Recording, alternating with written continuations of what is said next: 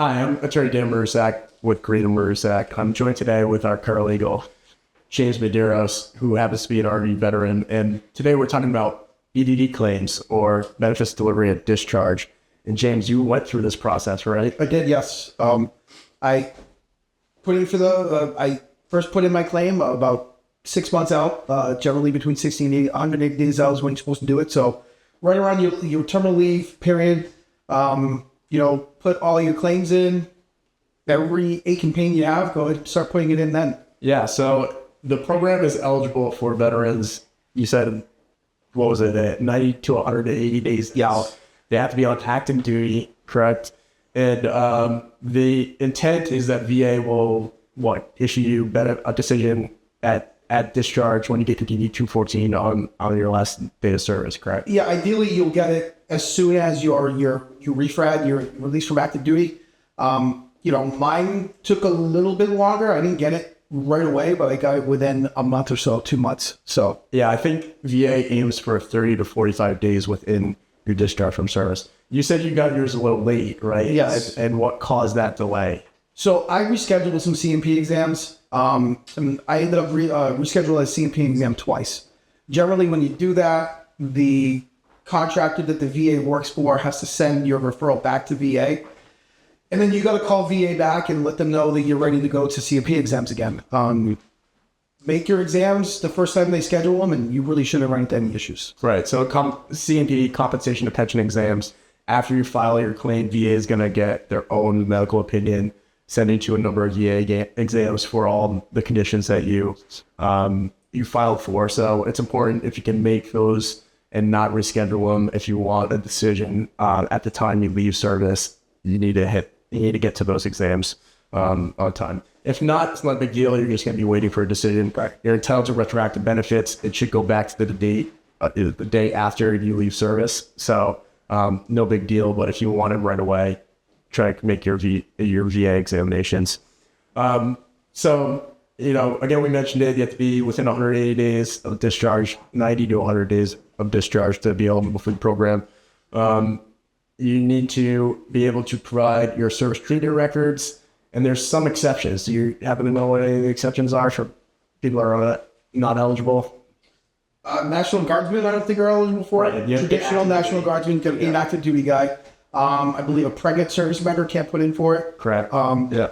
So yeah, there's a number of them. Basically, if your VA claim is going to require a higher level of scrutiny. So if a veteran is seriously ill or injured or terminally ill or injured or hospitalized at the time that they're filing a claim, they're not going to be able to get benefits right away through the BDD program. It's going to go through the normal claims process. Also, you mentioned pregnant service members, and then claims that require a character discharge determination from VA. So that's basically anyone that's receiving a decision other than honorable discharge or below. VA needs to make sure that you're entitled to benefits based on your service. So that requires a higher level of scrutiny on the claim. So it's not going to be part of the BDD claim. And this program's been around for a while. You got your decision. Were you happy with it? I was happy with my decision. I got pretty lucky. But again, a lot of it was, a lot of the background work that you do in order to get, make sure you're filing a claim that has all the evidence to prove that you are, in fact, disabled due to service. So right, you have the condition that you're clearly. Right. Yeah, I would say that generally what we see is that this program is pretty good. The decisions they issue, at least on the service connection side, they're good at granting service connection for conditions that are clearly caused by service that manifested during your service. But you mentioned that the evidence. The key is, I would say making sure that all the conditions that you have are noted in your treatment records, right. Service treatment records or private treatment records, but noted somewhere in your medical records. Sure. And so as you were preparing to get out of service before you filed the BDD claim, what did you do in that last year of service to kind of prep for leaving service and specifically for filing a VA claim? Sure. So you got to have a plan no matter what. A lot of people, when they get out, they definitely don't have a very good plan set up. So you want to take that last year that you're planning that you're in, to really go through everything and start setting yourself up for success down the road. And one of the things I started to do is I started going to sick call. I know, I was 25-year infantryman, and I was always told, suck it up and drive on, take your knee face out, that type of stuff. And, I guess to a certain point, you got to start taking care of yourself. And that last year and a half is definitely where you want to start going to the doctor and getting all your aches and pains looked at, because it might not seem like it's going to be that big of a deal now when you're in your late 30s or early 40s, but when you get into your 50s and 60s, you definitely want to get compensated for that. So take care of yourself your last year you're in. Yeah, my advice is just always go to the doctor. Last year, start going to the doctor. Those aches and pains that have always been there, you just kind of push through them, maybe knees, back, aches and pains, get it checked out, get it documented. Even if you don't get a diagnosis, at least the complaint in the medical record, in your service treatment record is important down the line if it develops into a full-blown condition.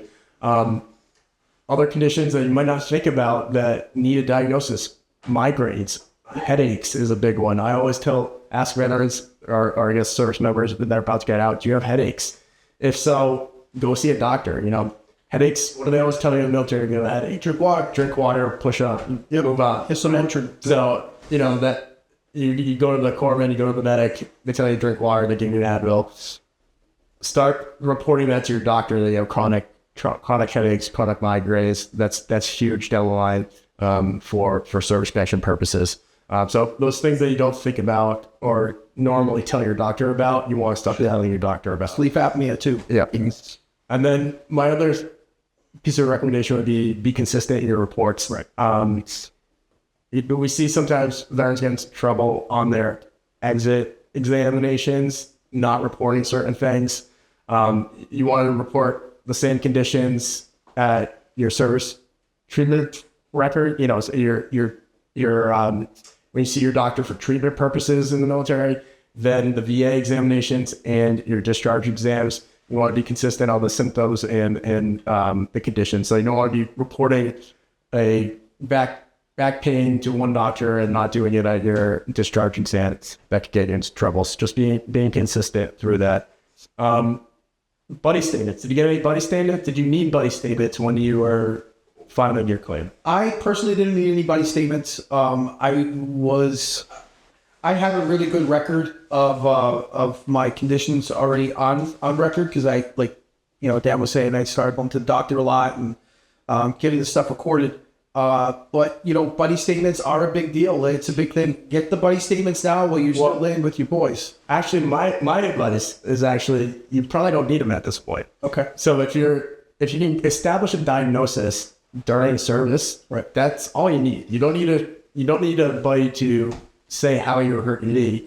If you have a diagnosis of a knee injury in service, that's enough for VA to grant you the benefit. So I would say, get your claim in, go to the examinations. Don't worry about buddy statements unless you get a denial going forward. It could just be a redundant evidence or a waste of time. So just get the claim in and focus on getting treatment and getting the diagnosis. Sure. And then if you do get denied, what do?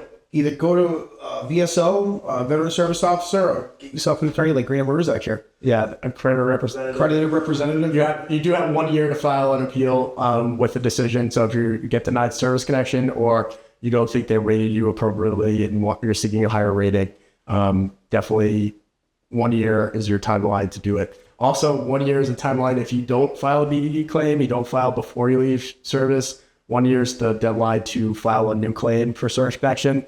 If you get a grant, it will go back to the day after service as long as you file within 1 year of service. So that's an important deadline.